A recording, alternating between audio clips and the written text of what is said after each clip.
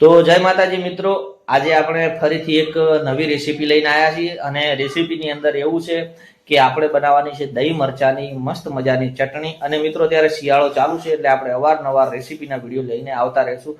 Video બનશે નાનો 4-5 મિનિટનો પણ બહુ સરસ મજાનો વિડીયો બનશે। અને આપણે આગળ ચટણીના અને તુવેર ટોઠાના પણ વિડીયો બનાવેલા છે, એ તમે ના જોયા હોય તો જોઈ લેજો। અને આપણે હવે બનાવીએ ચટણીની તૈયારી કરીએ, જેમ કે દહીં અને મરચાની લસણની ચટણી છે, બહુ સરસ મજાની બનશે, મસ્ત બનશે। હું તમને બધી વસ્તુ બતાવું અને બહુ સારી ચટણી બનશે। વિડીયો જોતા રહો અને છેલ્લે એન્ડ સુધી જોતા રહો અને તમને સારી લાગે તો વિડીયો કોમેન્ટ કરી, લાઈક કરી, શેર કરી અને તમે પણ બનાવવાનો ટ્રાય। તો જો પહેલા તો આપણે કડાઈની અંદર તેલ લઈ લીધું છે અને આપણે જોડે છે વસ્તુ એડ કરવાની છે, બધી સિંગ છે, સિંગદાણા, પછી આપણે આવી ગયું છે ડુંગળી, લીલા મરચા, ખાંડ, કલંજીના બીજ અને લસણ, અને આ છે મીઠો લીમડો અને અંદર છે દહીં। આ બધી વસ્તુ આપણે તમામ વસ્તુ અંદર એડ કરવાની છે।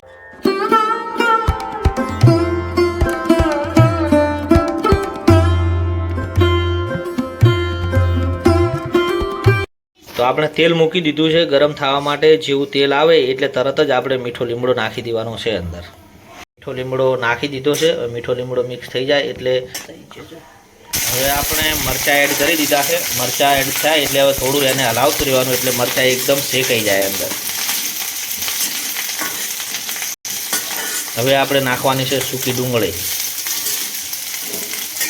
સૂકી ડુંગળી નાખી અને એને પણ મિક્સ કરી દેવાનું એટલે એ પણ થોડું ચડી જાય।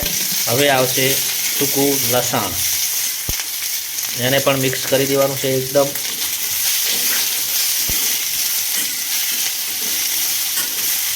હવે સિંગદાણા નાખી દેવાના છે અંદર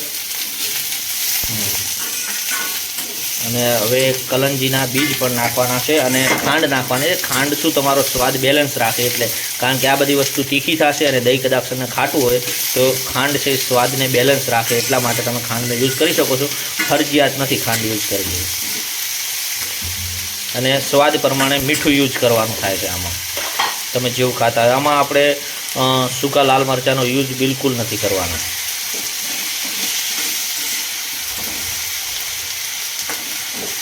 અને આને થોડું હવે શેકાવા દેવાનું, કમ્પ્લીટ થઈ જાય પછી આને નીચે ઉતારવાનું છે અને થોડી વાર ઠરવા મૂકી દેવાનું છે। હવે આ બધી વસ્તુને આપણે શેકાવા દેવાની છે, એકદમ થોડીક લાલ કલર જેવી લાગે ને એટલે લઈ લેવાની, શું કે આ બધી વસ્તુ કાચી ના રહે, એકદમ શેકાઈ જાય પછી જ આ વસ્તુને આપણે લેવાની છે નીચે, અને નીચે લઈ અને થોડી વાર એને ઠરવા દેવાની છે। લાસ્ટમાં આની અંદર કલંજીના બીજ એડ કરી દેવાના છે અને એકદમ મિક્સ કરી દેવાનું છે। કલંજીના બીજ છે ને બજારમાં તમે ગાંધીની દુકાન હશે ને એ જગ્યાએથી તમને મળી જશે, મસાલાવાળાની દુકાનેથી કલંજીના બીજ કહેવાય ને, કલંજીના બીજ કાળા તલ જેવા ઝીણા ઝીણા આવશે।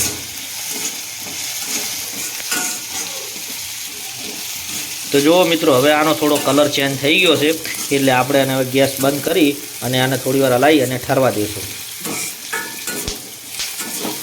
તો આપણે આ રહ્યું કમ્પ્લીટ જ થઈ ગયું છે, બધું રેડી ઠરી ગયું છે। અને હવે આપણે લઈ લેવાનું છે મિક્સર જારની અંદર। મિક્સર જારની અંદર લેશું અને આની અંદર પછી દહીં નાખવાનું છે, દહીં નાખીને આને પછી મિક્સરની અંદર ક્રશ કરી દેવાનું છે એકદમ। તો ચલો આપણે આ મિક્સર જારની અંદર બધું લઈ લીધું છે, ઠરી ગયું છે। હવે એની અંદર આપણે કરવાનું છે એડ દહીં। તો દહીં આપણે ઘણું નહીં નાખવાનું થાય, 2 થી 3 ચમચા નાના નાના નાખીશું। હવે આને આપણે તો મિત્રો આપણી ચટણી થઈ ગઈ છે તૈયાર। આ ચટણી આવી રીતના જ બનશે, તમે જોઈ શકો છો જેવી સરસ મજાની ચટણી બની ગઈ છે આપણી। હવે આ ચટણીને તમે બાજરાના રોટલામાં, થેપલાની અંદર, ભાખરીની અંદર કે પછી તમે આને રોટલીની કે બ્રેડ સાથે પણ ખાઈ શકો છો। બહુ સરસ મજાની ચટણી આની બની ગઈ છે। અને જો મિત્રો તમને પસંદ આવ્યો હોય તો વિડીયોને લાઇક કરો, શેર કરો અને સબસ્ક્રાઈબ કરો અને તમારા અન્ય મિત્રો સુધી શેર કરો। અને જો આવી રેસીપી તમે પણ ઘરે બનાવતા રહો, બહુ સરસ મજા આવશે। જો આપણી ચટણી ખાલી